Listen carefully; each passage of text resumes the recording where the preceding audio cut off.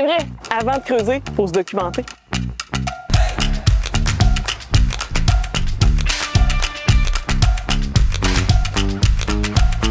Dans ce 8e épisode, on reste au chaud, au bureau et on se documente avant d'aller creuser nos profils de sol.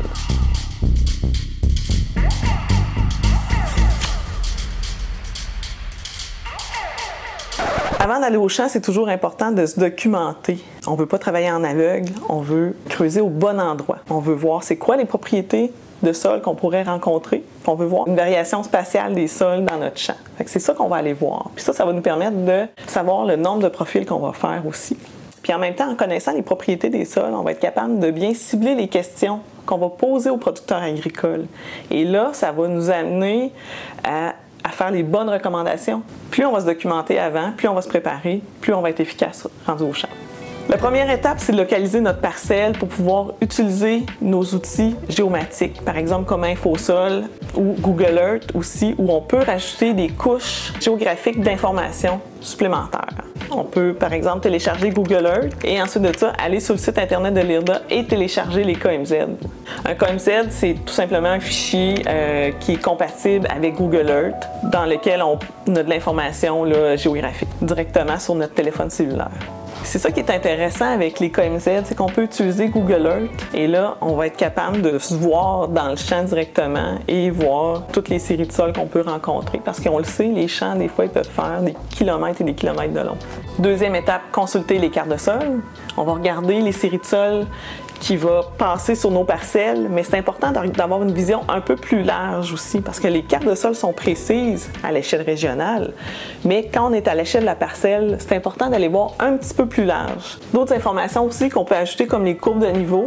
Une information que j'utilise beaucoup personnellement, moi, c'est le profil altimétrique sur InfoSol. C'est comme une coupe topographique. C'est comme si on avait une coupe du champ, un peu de la pente qu'il y a dans le champ.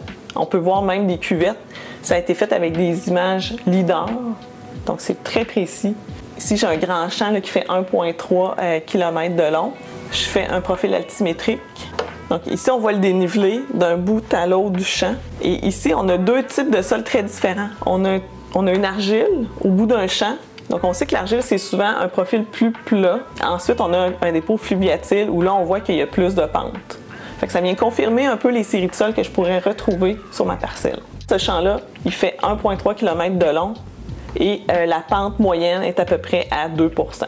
On peut rajouter, par exemple, le potentiel agricole. Il y a de l'information sur le cadastre aussi, toutes des choses intéressantes. 17 % des utilisateurs d'InfoSol, c'est des producteurs agricoles. Il y a 200 utilisateurs par jour. Dans une journée de 8 heures, ça fait aux 2,5 minutes, il y a quelqu'un qui utilise cet outil-là. En plus d'InfoSol, il y a d'autres façons de consulter les cartes de sol.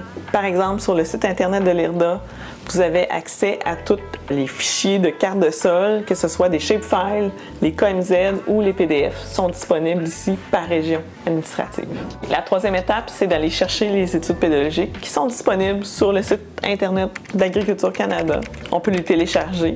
Ça nous permet d'en savoir plus sur les propriétés du sol, la nature de notre sol, c'est quoi ses forces, ses faiblesses. Ça nous permet aussi d'avoir une idée des propriétés hydriques, c'est quoi le comportement sur ce sol-là, de l'eau de surface versus l'eau souterraine, par exemple. On va avoir une description morphologique pour savoir comment le reconnaître sur le terrain. On va avoir les couleurs, c'est quoi la texture, est-ce qu'il y a beaucoup de fragments, y a-t-il beaucoup de roches dans ce sol-là. On peut parler aussi de classes d'aménagement, d'utilisation agricole, ce qu'on appelle communément le potentiel agricole de nos sols. Un étant des sols à bon potentiel pour la grande culture, 7 étant des sols à moins bon potentiel. Puis on va voir aussi des informations sur les limitations de ces sols-là. Est-ce qu'une étude pédologique a une date de péremption? Non, elle n'a pas de date de péremption parce qu'il y a beaucoup de propriétés qui sont stables dans le temps, qui sont dans ces études-là. Quand on parle de granulométrie, sable, limon, argile, fragment, ça ne changera pas. Les couleurs vont changer très peu aussi. Fait que c'est intéressant d'aller consulter ces études-là, même si on a des études qui datent des années 50-60. Une autre source d'information intéressante, les fiches synthèse de séries de sol qui ont été faites par nous à l'IRDA, où là, on a l'information rapidement dans une page recto-verso sur une description morphologique. On a aussi de l'interprétation, donc au niveau des travaux d'aménagement requis, des problèmes liés aux travaux de drainage. On a aussi des analyses physiques, chimiques, de profil modal.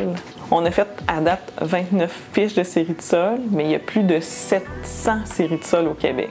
Les séries de sol qui ont été ciblées jusqu'à présent, c'est vraiment les séries de sol qui sont les plus cultivées. 5e étape, planifier le nombre et l'emplacement des profils à réaliser.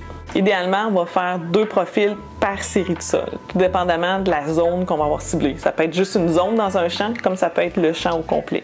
Si on soupçonne une problématique dans le champ, ça vaut la peine d'identifier une zone témoin avec laquelle on va pouvoir comparer notre sol en zone problématique avec la zone témoin qui n'a pas cette problématique-là. Mais encore une fois, c'est très important pour rester dans la même série de sol.